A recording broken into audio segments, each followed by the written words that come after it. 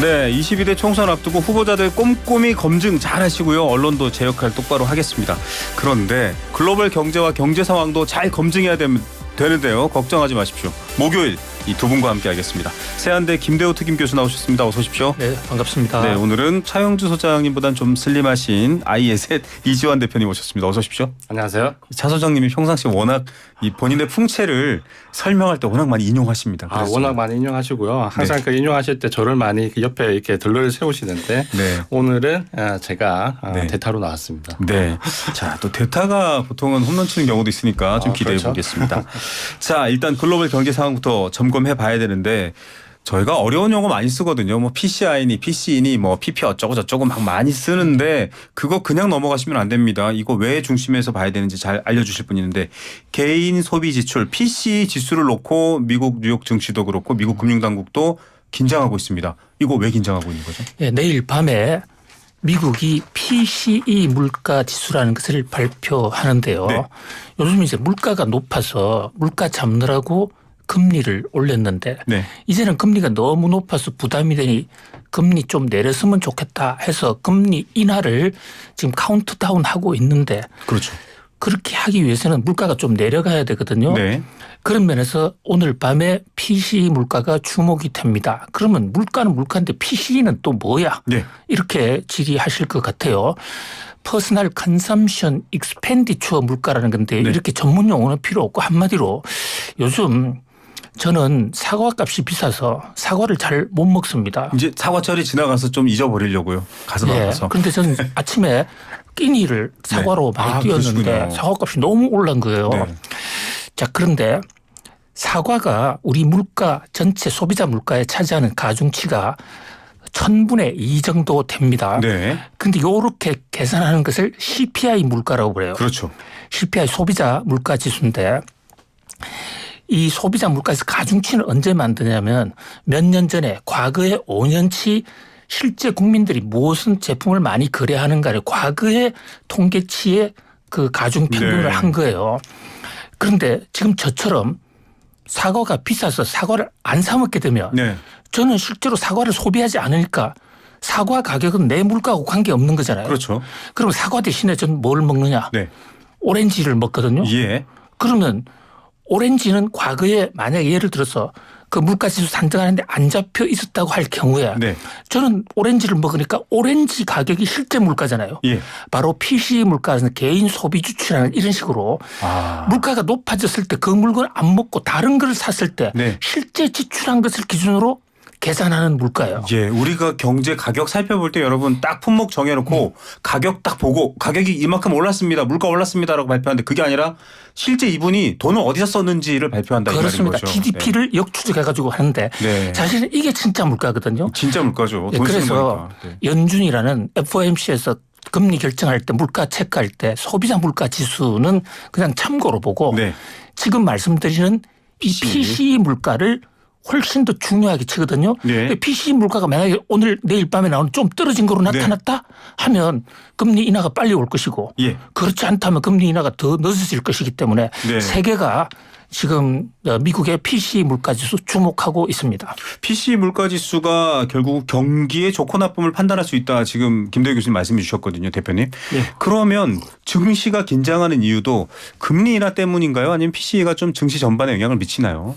증시 전반에 영향을 좀 잘 미치고요. 좀 전에 이제 교수님이 너무 설명을 잘 해주셔가지고 사실 이 PC 지표가 FOMC에서 가장 물가를 고려할 때 중요한 척도로 삼습니다. 네. 우리가 보통 이제 CPI 지표, 소비자 물가 지수나 PPI 지표, 생산자 물가 지표 그리고 이제 이 PCE 지표 세 개를 가장 중요하게 생각을 하는데 문제는 이제 지난번 CPI 지표와 PPI 지표가 사실 예상보다 조금 높게 나왔습니다. 예. 그래서 이제 노이즈가 조금 있었죠.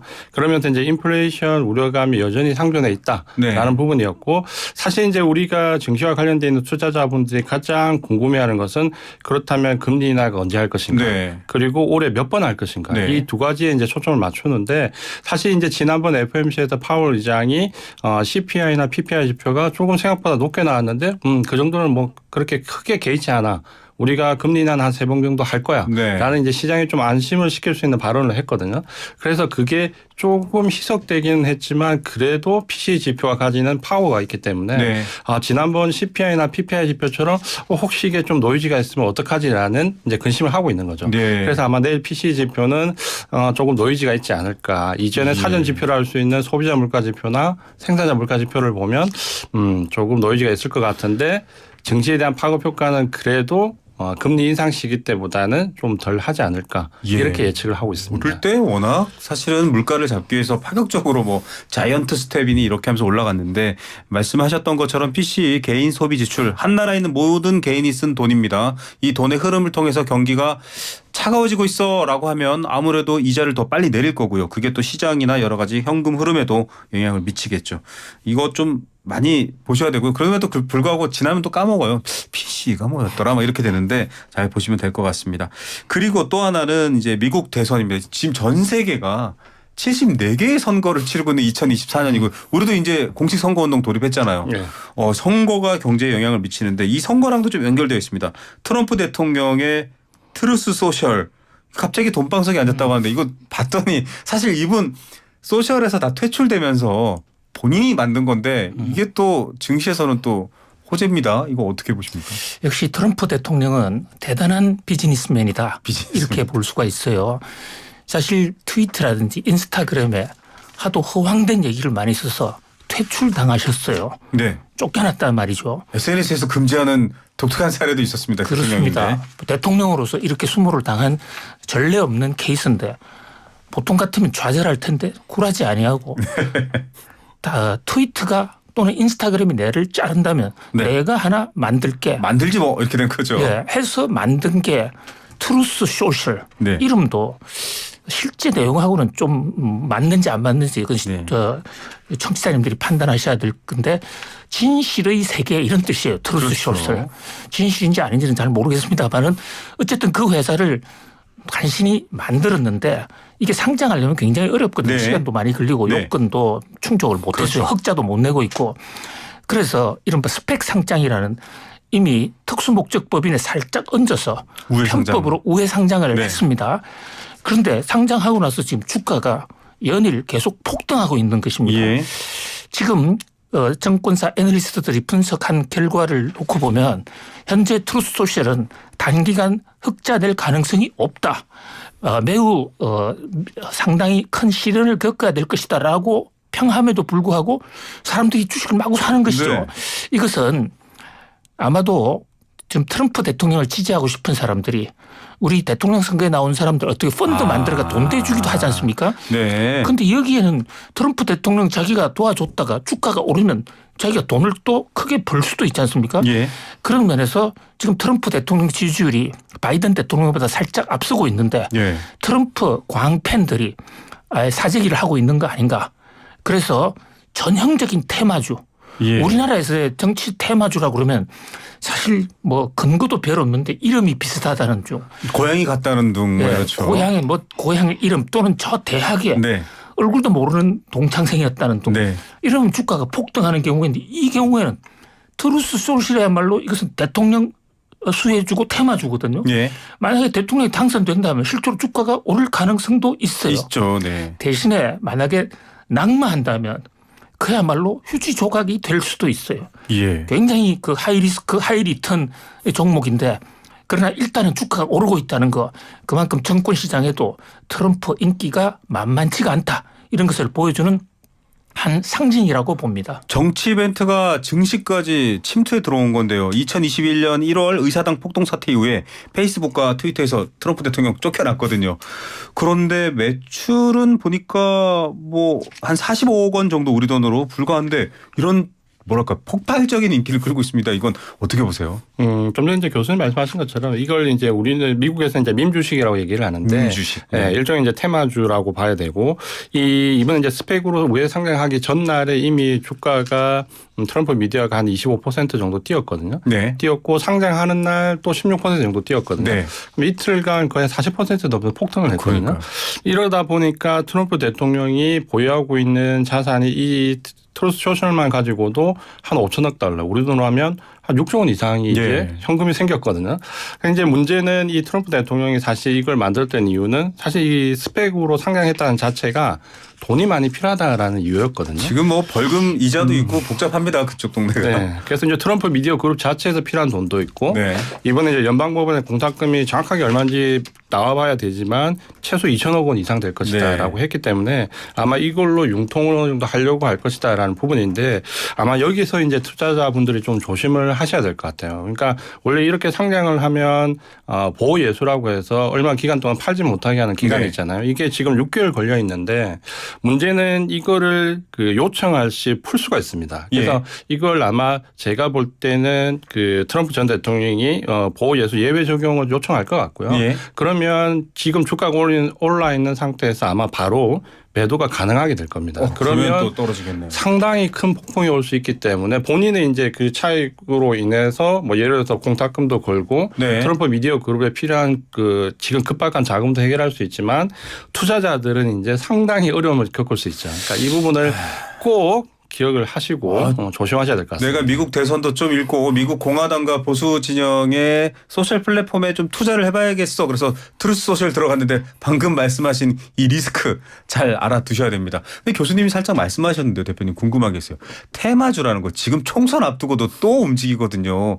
이거는 사실은 좀 위험한 경우도 있고 또 허가되지 않은 분들이 막 종목 추천하고 이런 거 다 처벌 대상이긴 한데 우리 청취자분들께 이른바 테마주라는 거 무조건 다 일단 의심하세요. 이렇게만 말할 수는 없잖아요. 어떻게 좀 판별해야 될지 대표님 말씀 한마디 부탁드립니다. 일단 이제 테마주는 크게 보면 좀 실체가 있는 테마주가 있고 아예 실체가 없는 테마가 있습니다. 아, 실체. 그러니까 뭐 예를 들어서 실체가 있는 테마 같은 경우는 이런 트루스 소셜 같은 경우는 어떤 발생됐던 일이 있기 때문에 일단 실체가 있는 테마죠. 네. 그러니까 이런 경우는 뭐 모멘텀에 따라서 주가 등락이 단기간 변동성을 유지하기도 하고 또 급격하게 변동하기도 하는데 예를 든다면 좀 전에 말씀하셨던 정치 테마주 같은 경우는 교수님 말씀하신 것처럼 뭐 사돈의 팔촌의 누구의 뭐 형 네. 이렇게 실체가 없는 테마가 있거든요. 네. 그러니까 이 실체가 없는 테마 같은 경우는 굉장히 변동성이 급하게 올랐다가 급하게 가라앉습니다. 급하게 올랐다가 급하게 깔았다. 급하게 깔았기 네. 때문에 상당히 조심을 하셔야 되고 최근에는 이 변동성이 어떻게 보면 주가 그 증시 자체가 조금 불안하거나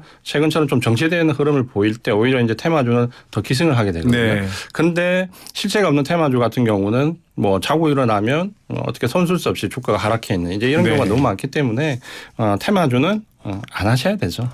결론적으로는. 자, 이 트럼프가 만든 트루스 소셜 밈 주식이라고 합니다. 유행성 주식 이렇게 좀 따라가는 거죠. 이걸 좀 볼 수도 있겠는데 이런 것들 정말 좀 조심하셔야 되고요. 요즘 저희 생생플러스에서도 이 얘기 계속합니다. 이 미국 사례 들면서 주식 오래 보유해서 배당을 받고 그 기업이 좀 충분히 성장할수록 정말 말 그대로 투자를 하는 그런 투자 문화가 확산돼 가고 있기 때문에 한번 뭐 떴다 해서 이렇게 했다가는 정말 위험할 것 같아요. 네. 그런 차원에서 좀 떴다 하지 않는 종목들 얘기를 해야 될 것 같은데 엔비디아는 정말로 뭐랄까요 천장이 없이 올라가는 것 같고 이 엔비디아가 또 이런 데이터를 모으기 위한 툴도 지금 워낙 또 탄탄하고 그러다 보니까 이제 경쟁자들이 이거 뭐 엔비디아 세상이야 우리도 힘 합쳐서 좀 엔비디아 무너뜨리자 이런 움직임이 있더라고요. 예, 엔비디아 주가가 아주 폭등을 하다가 최근 며칠 사이에 조금 조정을 그렇죠. 받고는 있어요. 자, 지금 인공지능 하면 우리는 엔비디아부터 생각을 합니다. 한때 우리나라 투자자들이나 소비자들 별로 관심도 없던 그렇게 큰 회사도 아니었는데 네. 지금은 GPU라는 그래픽 프로세스 유니트 이게 지금 돌풍을 일으키면서 인공지능 최대 수혜주가 됐고 주가도 많이 지금 올라 있습니다. 그런데 자, 제가 지난번에도 우리 말씀드린 적이 있습니다. 엔비디아가 지금 유망주입니다. 그러나 언제까지나 오르지는 않는다. 네. 떨어질 수도 있다. 그런데 그 1차 모멘텀이 어디냐면요. 다른 회사가 네. 엔비디아의 GPU와 비슷하거나 그것보다 더 좋은 제품을 만들어내서 네. 엔비디아의 GPU 독점이 깨지는 순간 주가 조정이 한번 크게 올 것이다. 예. 이런 말씀을 드린 적이 선행 있는데. 사례를 두고 지난주도 한번 설명해 주셨죠. 예. 그런데 지금 실제로 이제 이 그 타도 엔비디아 동맹군들이 나타났어요. 네. 그게 인텔, 퀄컴, 구글인데요. 뭐 이름만 해도 아주 유명한 반도체 그렇죠. 회사들이고 사실 이 회사들은 불과 한 2년 전까지만 해도 엔비디아보다도 훨씬 큰 회사들이었습니다. 맞습니다. 지금은 시가총액이 역전이 돼 있지만요. 인텔 반도체 본고장이고 퀄컴 우리가 쓰는 스마트폰에 그 AP라는 거 그거 네. 대부분 만드는 것이고 구글은 뭐 아시는 대로 검색 기능 1등 그리고 좀 생성형 지금 AI 같은 이 것도. AI까지도 직접 네. 만들어내고 있는 곳인데요. 자 여기서 우리 막 같이 합쳐서 엔비디아보다도 더 좋은 GPU 한번 만들어 보자 하고 의기투합을 했어요. 네. 그런데 이 엔비디아의 GPU가 왜 이렇게 독점이 됐냐면요. GPU 자체가 다른 회사가 따라올 수 있는 이런 아주 놀라운 성능을 갖고 있는 게 아닙니다. 네. 사실은 이 엔비디아 GPU는 하드웨어 자체보다도 거기 들어가는 소프트웨어 네. 쿠다라는 프로그램이 있어요. 쿠다. CUDA. 쿠다. 네. 요 프로그램이 그 프로그램에서만 엔비디아가 그 GPU가 작동을 하는데 이게 독점 체제라고요. 그러니까 먼저 해왔기 때문에 이 새로 다른 기업들이 GPU를 만들어내도 AMD 같은 데가 만들어내고 있는데 네.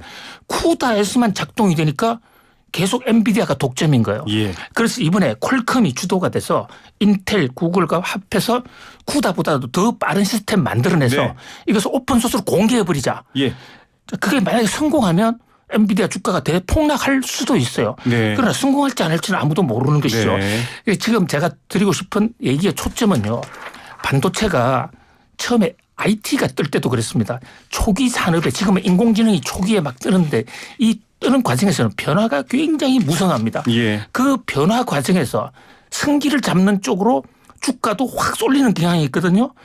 그래서 우리 생생경제에서 계속 AI의 진행 상황, 삼국지처럼 싸우고 네. 있는 이 싸움 이것을 좀 잘 지켜볼 필요가 있다. 이런 말씀. 실시간으로 알려드리겠습니다. 오픈이라는 거는 이제 누구나 그 소스를 활용할 수 있게 만든다는 건데요. 독점적 지위를 무너뜨리겠다. 우리가 이거 우리 소유를 주장하지 않더라도 독점적 지위를 무너뜨리겠다라는 거고 사실 뭐 뒤에도 얘기하겠지만 지금 전 세계가 좀 독점적인 형태, 독과점적인 형태를 가하는 거에 굉장히 규제를 많이 가하고 있습니다. 엔비디아 주식이 무너질 수도 있다 이런 분석도 해주셨는데 그럼에도 불구하고 아직 사람들은 약간 조금 신화처럼 이제 엔비디아 특히 이 쿠다를 통해서만 AI 프로그램을 개발하기 때문에 더 그런 것 같아요, 대표님. 이게 이제 어떻게 보면 엔비디아를 발주를 해서 그러니까 시초를 해서 AI 모멘텀이 굉장히 확장되고 있고 이게 이제 어떻게 보면 순환매적으로 계속해서 돌고 있는데 우리가 소프트웨어나 하드웨어나 그리고 이게 접목되는 온 디바이스 AI 같은 경우가 이게 어떻게 보면 교수님 말씀하신 것처럼 굉장히 오픈되어 있는 것 같지만 사실은 딱 카르텔에 의해서 독점적 구조가 딱 잡혀 있거든요. 네. 예를 들면 소프트웨어 쪽에서 마이크로소프트가 소유하고 있는 오픈 AI 같은 경우가 챗GPT를 꽉 쥐고 있으면 여기에 GPU는 엔비디아, 여기에 따라 들어가는 메모리 반도체 HBM은 SK 하이닉스, 그리고 이거를 공정을 가공을 하는 마지막 단계는 대만의 TSMC. 그러니까 네. TSMC, 하이닉스, 엔비디아 그리고 오픈 AI 이 네 개 기업이 어떻게 보면 딱 카르텔 형성해서 전체 쉐어를 다 가지고 있거든요. 네. 그러다 보니까 이제 여기에 배제되어 있는 좀 전에 교수님 말씀하셨던 실제로 덩치는 더 큰 회사들, 뭐 네. 인텔이라든지 구글이라든지 과거에 삼성도 같이 힘을 그렇죠. 합쳤고요. 삼성전자도 마찬가지고 AMD도 마찬가지고 그러다 보니까 여기에 뭔가 좀 대응할 수 있는 부분을 이제 생각을 좀 해야 되겠다라고 해서 이제 얘기를 했고 그게 이제 어제 그 아마존에서 투자한다고 나왔던 엔스로픽이라는 네. 오픈 AI를 대신할 수 있는 하나의 이제 그 생성형 AI에 대한 그 접근을 하고 있거든요. 예. 그러니까 여기는 아마존이 어제 이제 지난번 투자 금액까지 합쳐서 5조 원이 넘는 투자를 했고 네. 여기에 이제 구글도 이미 투자를 한 5조 달러 정도, 5조 달러 정도 했고 5억 달러 정도 했고 여기에 이제 삼성과 AMD가 맞붙어서 그렇죠. SK 하이닉스에 대항할 수 있는 부분을 만들겠다라고 하면 이제 이런 카르텔을 꽉 쥐고 있는 그룹과 나머지 다수 가 이제 대결 구도로 갈 수 있는 거죠. 예. 그래서 이게 아마 이제 흥미진진할 것 같은데 네. 아직까지는 이제 GPU라는 엔비디아가 가지고 있는 상징성은 있지만 아마 이게 올 하반기에 들어가고 아마 한 4분기 정도에 들어가면 좀 가시적인 제품이 나오지 않을까. 아직까지는 뭐 구도가 블랙웰도 발표하고요. 지금 여러 가지 기술적 수준에서는 엔비디아가 주도하고 있습니다만 어떻게 바뀔지 모르는데 궁극적으로 독점적 지위 엔비디아의 아성이 무너지고 만약에 다자간 경쟁 체제가 됐다. 이것까지는 뭐 그냥 시장적으로 예측이 가능한데 그러면 교수님 어떤 세상이 될까요? 왜냐하면 지금 이 엔비디아의 GPU를 통한 AI만으로도 사람들이 충격을 받을 만큼 세상이 변하고 있는데 굉장히 그런 경쟁자들이 많아진다. 그러면은 제 주변에 지인들이 물어보거든요. AI가 정말 전 세계에 보편화되면 뭐가 바뀌어요? 이러길래 제가 사무실이 필요할까? 부동산 공간이 뭔가 매력적이지 않지 않을까 이런 얘기를 조심스럽게 한 적이 있었거든요. 어떻게 보십니까? 네, 이건요. AI 혁명은 우리가 그 16세기 이럴 때 있었던 스티븐슨의 전기기관 혁명 네. 거기에 버금가거나 그보다 더한 당시 전기기관을 새로 만들었을 때는 인간의 육체 노동을 대신해 줄 수 있는 네. 그런 혁명이었는데 지금은 내 생각을 대신해 줄 수 있거든요. 최근에는 감정까지도 컨트롤하는 게 그렇습니다. 나왔습니다. 그러니까 이 감정, 생각 이런 데에도 인간을 대체할 수 있는 기계가 나왔다. 이것은 한마디로 판이 바뀐다. 네. 그래서 지금 보통 나와 있는 직업들 네. 거의 한 7, 80%는 없어질 가능성이 있고 특히 우리 지금 방송하고 있는 전화, 네. 대학 교수, 또 앵커 이런 사람들은 지금 인공지능이 가장 쉽게 대체할 수 있는 것입니다. 인공지능은요, 그 매개 변수라고 있어서 네. 어떤 상관관계가 있는 것을 가장 잘 분석하기 때문에 기사 같은 것도 날씨 이런 거 스포츠 중계 네. 이런 거 지금도 할 수 있습니다. 네. 그러니까 새로운 시대가 열리고 있다. 그래서 우리 생계 대책도 잘 세워야 된다. 이렇게 봅니다. 네. 대표님 어떻게 전망하세요?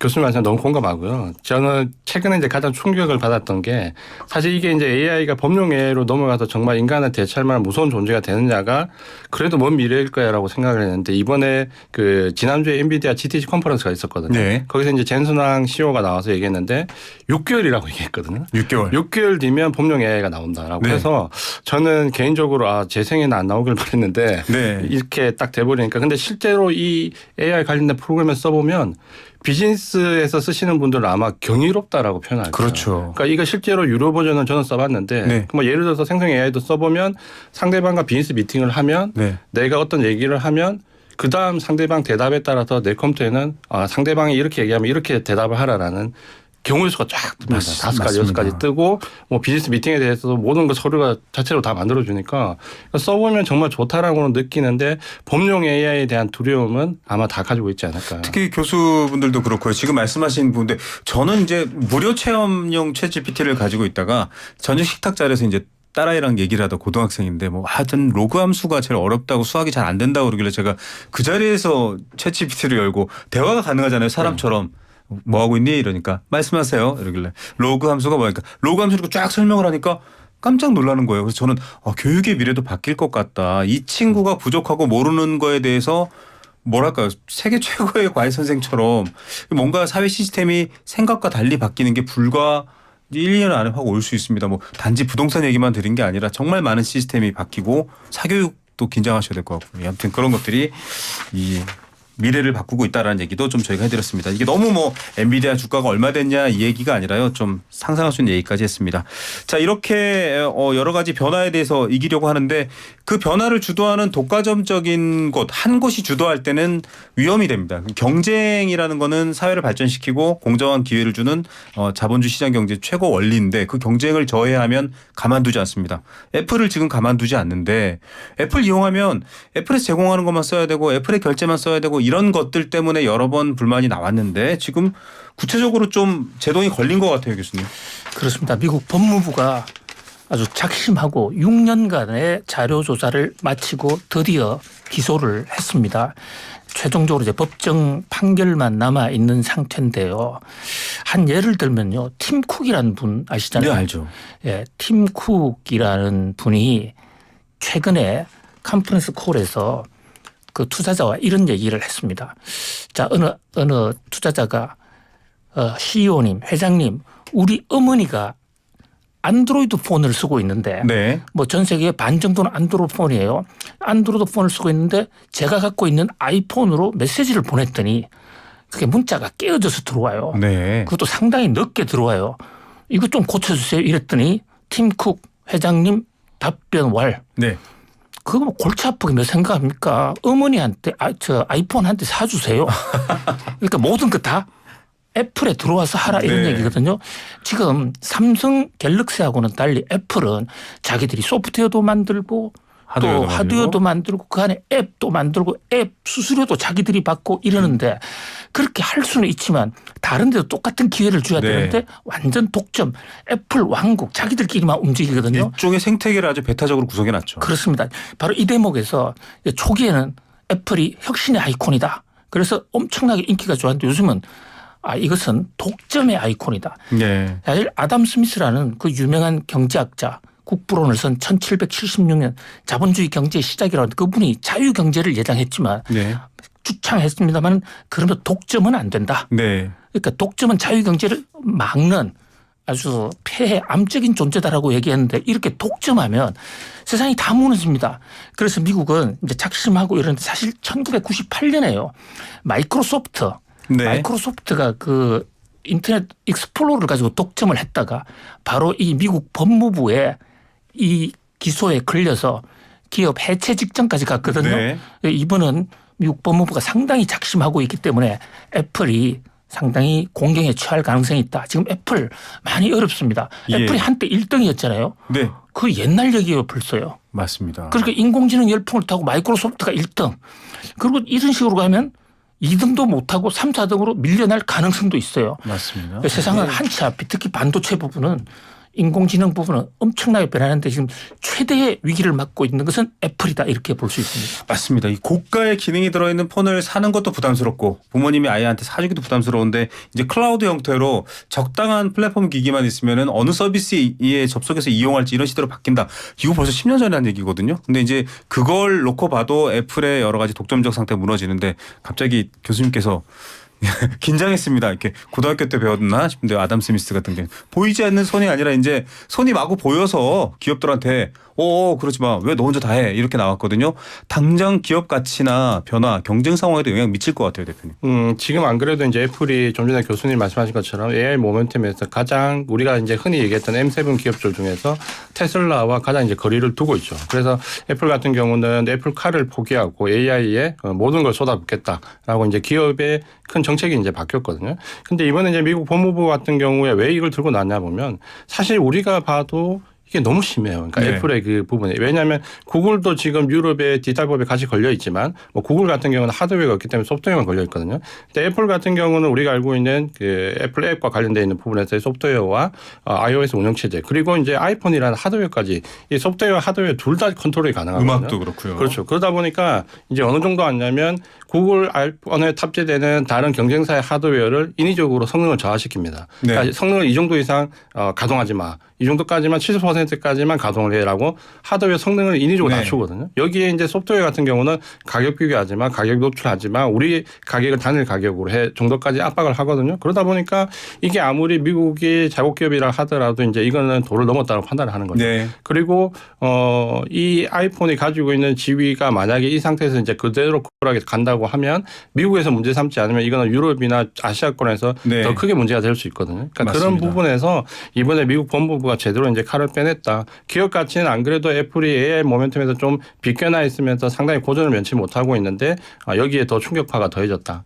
당분간은 애플 모멘텀이 좀 약해질 수밖에 없다. 이렇게 좀 예. 생각을 하셔야 될 것 같습니다. 유럽에서도 디지털 시장법이 나와서 또 비슷하게 아주 무거운 세금을 때리고 있는데요. 이 부분은 좀 잘 보셔야 됩니다. 미국 주식 잘 된다며 이렇게만 생각하지 마시고요. 이런 디테일한 변화들이 있기 때문에 조심하셔야 되고요. 미국과 중국이 잘 지내오다가 어떻게 보면 중국과 미국이 공생관계로 있다가 틀어지기 시작한 게 트럼프 때부터인데 지금 WTO의 국제무역기구에 중국이 미국을 제소까지 하는 사태가 벌어졌고요. 굉장히 서로 민감하게 신경전 벌이고 싸우고도 있습니다. 교수님. 예, 미국의 인플레법이라는 게 있지 않습니까? 네. IRA, 인플레이션 감축법. 리덕션 액트라고 해서 바이든 대통령이 만든 건데 그래서 탄소 배출을 줄일 수 있는 친환경 산업의 배터리라든지 전기차 이런 것을 미국에서 만들어서 팔면 그게 국가가 보조금을 주는 건데요. 이게 바이든 대통령이 중국은 안 돼. 네. 중국은 빼고거든요. 네. 중국 부품이 많이 들어가 있으면 네. 전기차도 받을 수가 없습니다. 맞습니다. 이 대목에 대해서 중국이 이거는 분명히 자유무역을 규정한 WTO 헌장 위반이다. 네. 이렇게 지금 칼을 빼냈습니다.